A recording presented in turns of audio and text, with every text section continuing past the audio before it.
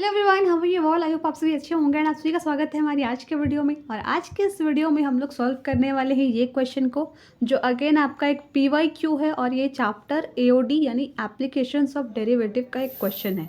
वो हमें कैसे पता चला कि ये उसी चैप्टर का क्वेश्चन है? तो इसके लिए आपको क्वेश्चन पढ़ना होगा और आपको क्वेश्चन से ही हिंट मिल जाएगा कि ये क्वेश्चन उस चैप्टर का है। जैसे कि यहाँ पर हमें क्या दिया हुआ है कि show that the function f given by fx is equals to इतना x belongs to r is strictly increasing on r। तो यहाँ पर हमें क्वेश्चन में क्या दिया हुआ है बेसिकली कि हमारे पास एक इक्वेशन गिवन है और हमें ये प्रूव करना है कि ये जो इक्वेशन है ये अगर इसमें जो भी आपका वेरिएबल है यहाँ पर x यानी कि कोई भी अल्फ़ाबेटिकल टर्म होता है तो वो वेरिएबल होता है, अगर वो रियल नंबर को बिलोंग करता है तो वो स्ट्रिक्टली इंक्रीज़ करेगा। तो ये आपको जब भी वर्ड दिख जाए इंक्रीजिंग डिक्रीजिंग तो ये हमें हिंट देता है कि वो AOD चैप्टर का ही है।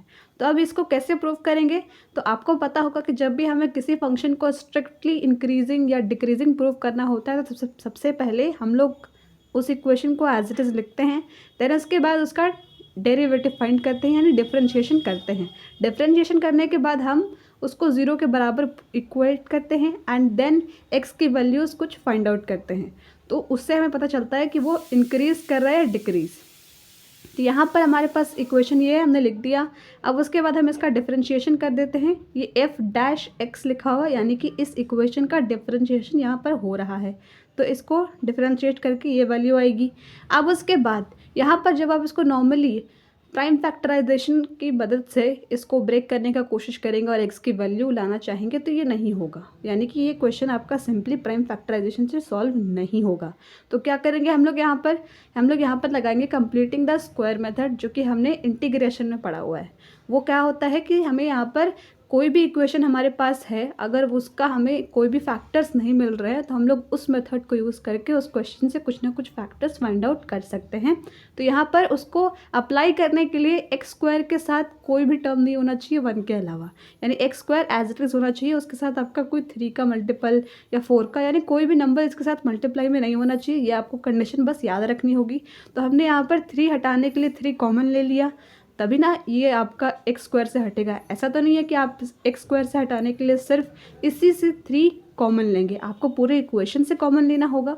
तो यहाँ पर 3 हमने पूरे इक्वेशन से कॉमन ले लिया, तो यहाँ पर तो ठीक है 2x हो जाएगा, लेकिन आपको एक चीज़ समझनी होगी कि यहाँ पर 4/3 कैसे आ गया। अब आप बोलेंगे कि 4 में से 3 कैसे कॉमन ले लिया? तो यहाँ पर आपको एक तरीका अपने माइंड में लाना होगा कि 4 में से अगर हमें 3 कॉमन लेना है तो हमें इसको ऐसे लिखना होगा 4/3। क्यों? क्योंकि ये आपका क्या है, 3 मल्टीप्लाई के फॉर्म में है पूरे इक्वेशन के साथ। तो अगर 3 इंटू में 4/3 करेंगे तो आपके पास क्या वैल्यू आएगी? 4, जो कि आपकी ओरिजिनल वैल्यू थी। तो अगर कोई कांस्टेंट नंबर में से आपको कोई एक और कांस्टेंट नंबर कॉमन लेना है तो आपको अपने माइंड में एक आइडिया डेवलप करना होगा कि उसको फ्रैक्शन के फॉर्म में कन्वर्ट कर देना होगा, यानी कि डिनोमिनेटर में आपको वो वैल्यू लिखनी होगी जो आप कॉमन ले रहे हैं उस नंबर से। ठीक है, देन उसके बाद अप्लाई करते हैं completing the square method, and that is कि हमारे पास अब यहाँ पर एक्स स्क्वायर सिंपल आ चुका है कि इसके साथ सिर्फ 1 का मल्टीपल है, यानी X square as it is लिखा हुआ है। तो उसमें आपका जो भी एक्स के साथ मल्टीप्लाइड में नंबर होता है, पहले हम लोग उसका हाफ करते हैं, देन उसके बाद स्क्वायरिंग करते हैं। यानी यहाँ पर क्या है आपका -2, तो -2 का हाफ क्या होगा? -2/2 दैट इज़ -1। आपने पहले हाफ कर दिया, हाफ करने के बाद जो भी आपकी हाफ वैल्यू आई उसका हम लोग स्क्वायरिंग करेंगे। तो -1 का होल स्क्वायर क्या होता है? That is 1।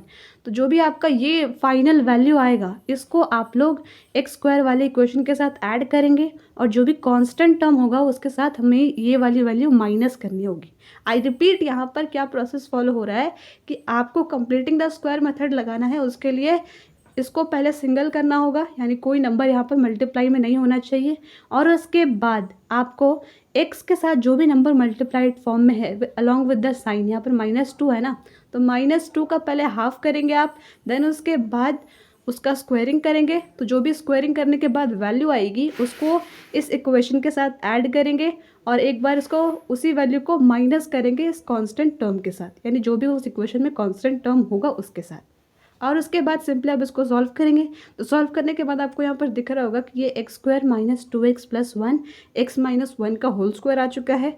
और यहाँ पर इसको सॉल्व करने के बाद प्लस 1/3 आ चुका है। अब हम लोग क्या करेंगे, इसको 3 से पूरे इक्वेशन को मल्टीप्लाई करेंगे। तो 3 इंटू में एक्स माइनस 1 का होल स्क्वायर प्लस में 3 इंटू 1/3 दैट इज़ 1 ओनली। तो हमारे पास फाइनली एक इक्वेशन आ जाएगा एंड दैट इज़ दिस कि 3 इंटू में एक्स माइनस 1 का होल स्क्वायर प्लस 1। ऐसा ज़रूरी नहीं है कि आप इसको ओपन करके पूरे टर्म के साथ इसको मल्टीप्लाई करके दिखाएं। आप यहाँ पर भी अपना आंसर ऐसे फाइनलाइज कर सकते हैं कि अगर x की जगह पर कोई भी रियल नंबर हो, रियल नंबर यानी कि पॉजिटिव इंटीजर और नेगेटिव इंटीजर कुछ भी आप पुट करेंगे तो हमेशा हमारी वैल्यू 0 से बढ़ आएगी।